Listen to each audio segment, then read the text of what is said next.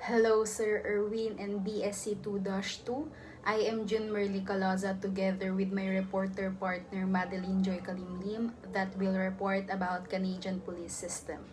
The content of this report is the history of Canada police system, actual strength of Canada police system, Canadian police ranking system, Royal Canadian Mounted Police Head, Canada Police System Bandage, and qualification requirements. So, magandang araw. Ako si Madeline Joy Kalimlim at for today's discussion, ang pag-uusapan natin ay ang RCMP o Royal Canadian Mounted Police.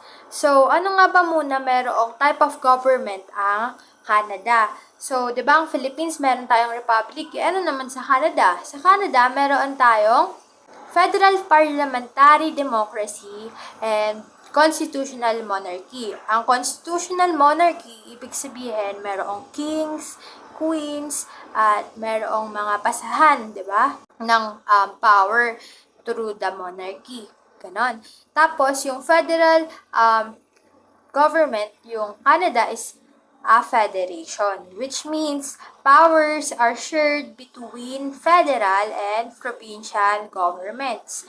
So, yung mga authority daw ay hindi isa lang nagmumula, kundi bawat province meron silang shared powers. Tapos po, ang head of government ng Canada ay tinatawag na Prime Minister. Connected po kasi yung government pati yung pamamalakad ng law enforcement. So, yung law enforcement po nung Canada is tinatawag na Royal Canadian Mounted Police. So, ang history po ng Royal Canadian Mounted Police ay pag-uusapan na natin ngayon. RCMP is colloquially known as Mounties, internally as the Force. So, ang tawag daw sa mga pulis ng Canada ay Mounties. Tapos, makikita mo sila na ang suot nila is red. Tapos, nakasakay sa kabayo. Yun yung unang itsura at pinagmulan ng RCMP. Tapos, RCMP is the National Police Force of Canada and one of the most recognized of its kind in the world, being a national, federal, provincial, and municipal policing body. So, it is founded in 1920 by the merger of Royal Northwest Mounted Police 1873 with the Dominion Police noong 1868. So, bali po, pinagsama po pala na puwersa ng Royal Northwest Mounted Police at Dominion Police ang RCMP. Ngayon naman po, dadako tayo sa creation of the name of the RCMP.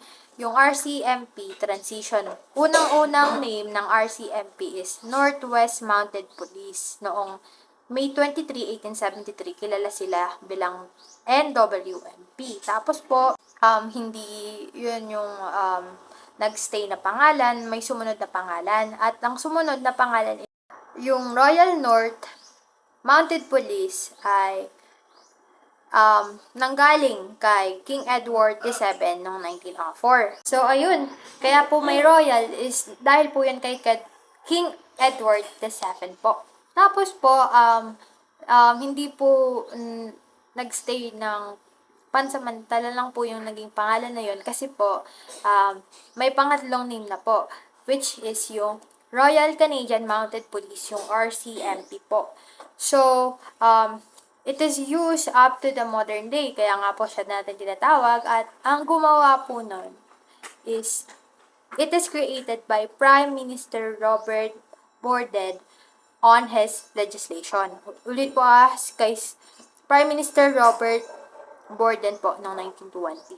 At hindi lang yon, dati po ang headquarters po ng RCMP ay sa Regina. Pero dahil po dun sa legislation din po na nakapaloob po sa legislation po ni Prime Minister Robert Borden before, nalipat na po siya ito sa Ottawa, yung headquarters po ng RCMP. Mike Dokim is honored to serve as Commissioner of the Royal Canadian Mounted Police or the RCMP with more than 35 years as police officer. He brings a wide range of policing experience of his current role. Commissioner Dokim recognized that the RCMP employees are our best ambassadors. He remains steadfast in his commitment to support the active participation of every employee, to foster a positive work environment, and to promote innovative ideas to improve the RCMP. Dumako naman tayo sa mga ranggo ng Royal Canadian Mounted Police. So, una, simulan natin sa corporal. So, yung corporal, ang trabaho nito is detachment commander or investigator. Kapag nakakita kayo ng dalawang tatsulok, na yung tatsulok nun nakaturo pababa, tinatawag silang corporal. At ang sumunod sa corporal is sergeant. Ang sergeant is merong tatlong tatsulok na nakaturo pababa at sa taas nun ay merong crown. Ang trabaho naman ng sergeant is detachment commander. And sumunod sa sergeant is staff sergeant. Yung staff sergeant, meron siyang 4 na tutsulok na nakaturo pataas at ang trabaho nun is detachment commander pa rin. And sumunod nun is staff sergeant. Ang palatandaan kapag makakakita kayo ng staff sergeant sa Royal Canadian Mounted Police is merong crown. And sa crown, sa pagitan nun, merong maple leaves ng Canada. And ang trabaho nun is detachment commander. Tapos, halos lahat ng sergeant ay trabaho talaga nila is detachment commander. So, sumunod naman sa staff sergeant, which is yung panglima, yung sergeant major. Yung sergeant major, ang palatandaan sa kanya is merong 4 na tatsulok na nakaturo pababa at sa taas nun is merong corona or crown. And lastly, meron tayo sa non-commissioned officers ng RCMP ay ang Corps Sergeant Major. So, only one member will attain this rank. So, isa lang daw meron ang Corps Sergeant Major. So, ang palatandaan nito ay meron siyang 2 flag. Nakikita nyo yun. And then, sa pagitan ng flag, merong crown. And then, sa 2 flag, merong horse. At dumako na tayo sa pang-7 na rank mula sa pinaka-lowest pataas. So, pang-7 sa pinakamataas ay ang inspector. Papasok na siya sa commissioned officer. Yung inspector, kapag nakakita kayo ng crown na nag-iisa, yun yung palatandaan na siya ay inspector. Tapos, pang-8 is yung superintendent na sumunod sa inspector. Ang palatandaan doon is merong crown, and then sa baba ng crown, merong sun. At ang pang-siyam is yung chief superintendent. Yung chief superintendent, meron siyang crown, and then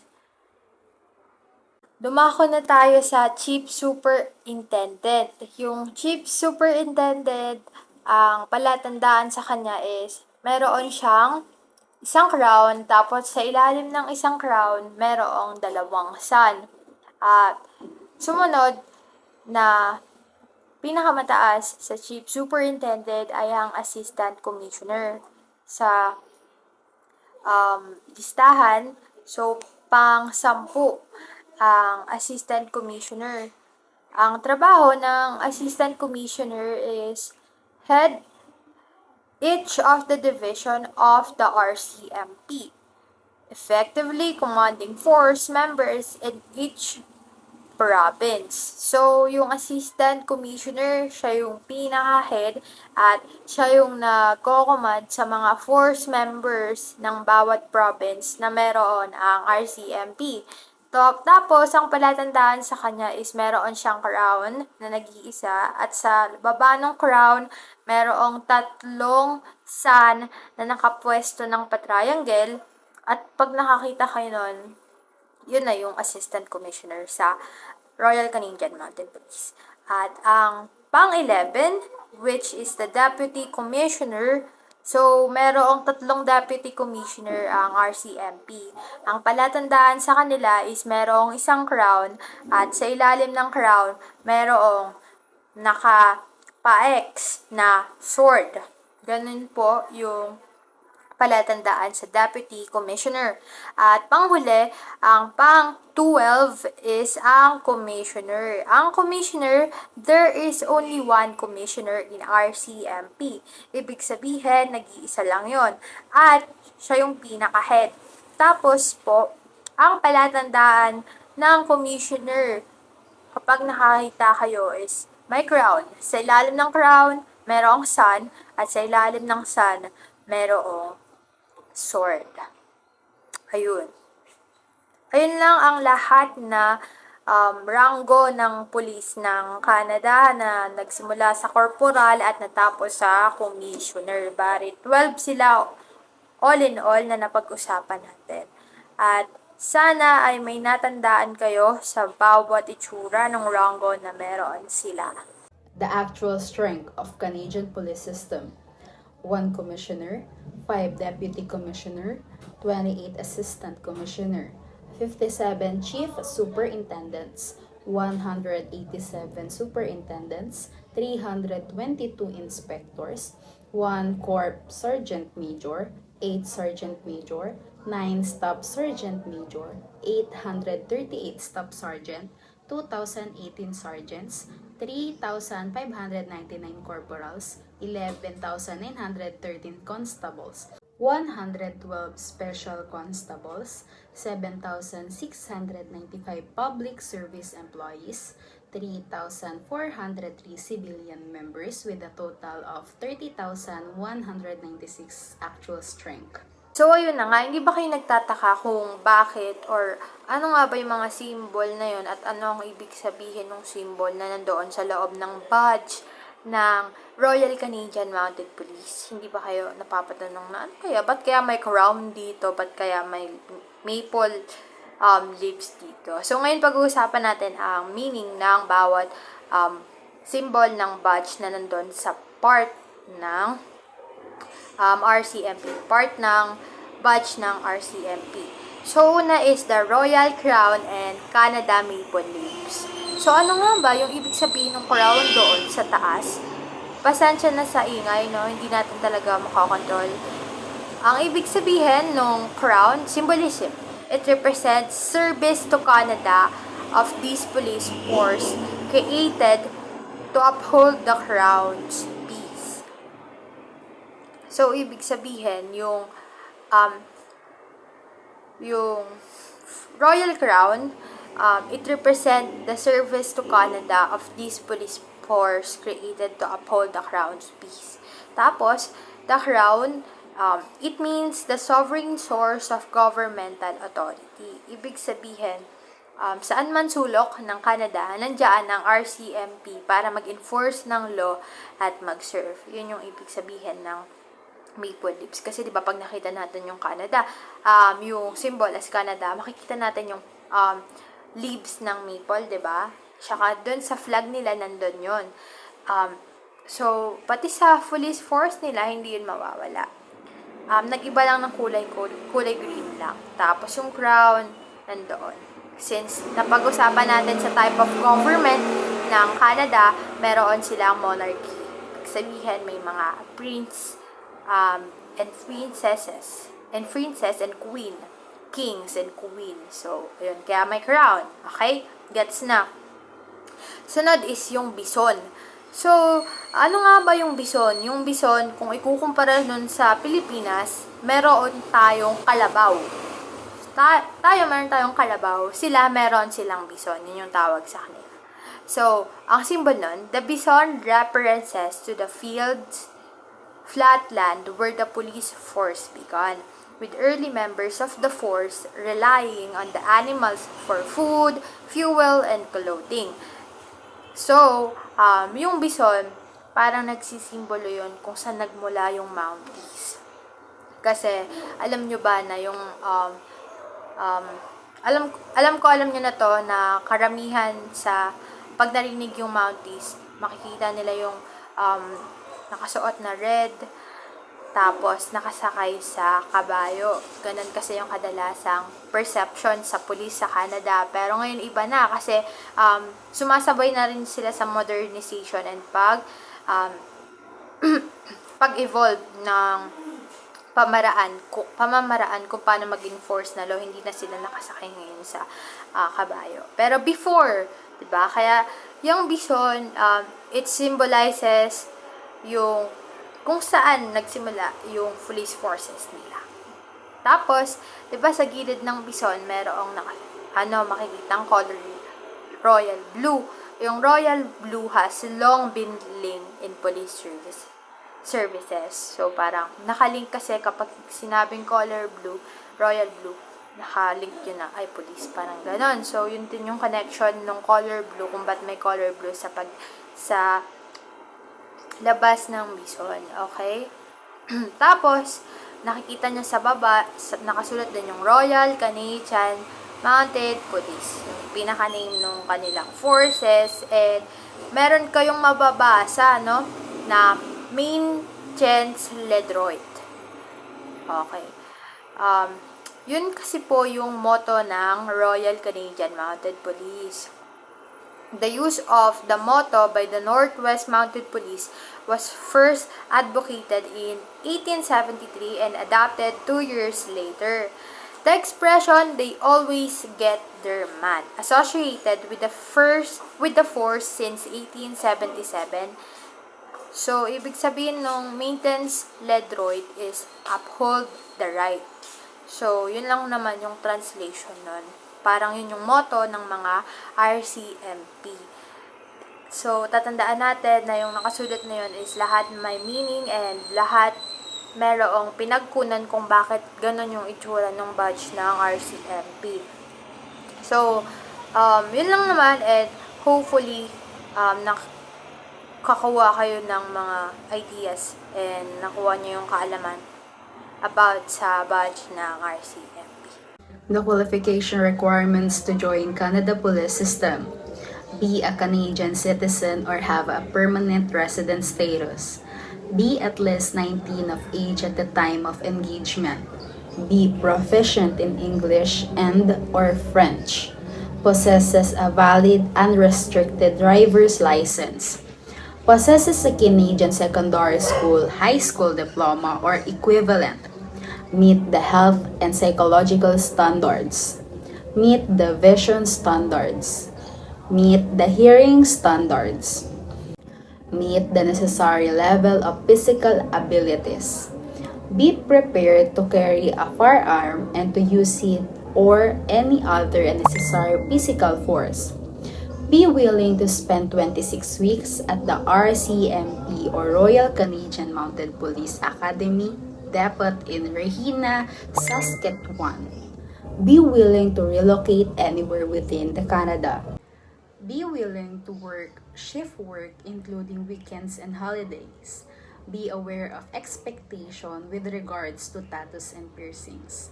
Candidates are required to have completed secondary school education, professional with at least 2 years of college or university education will have a better chance of being recruited.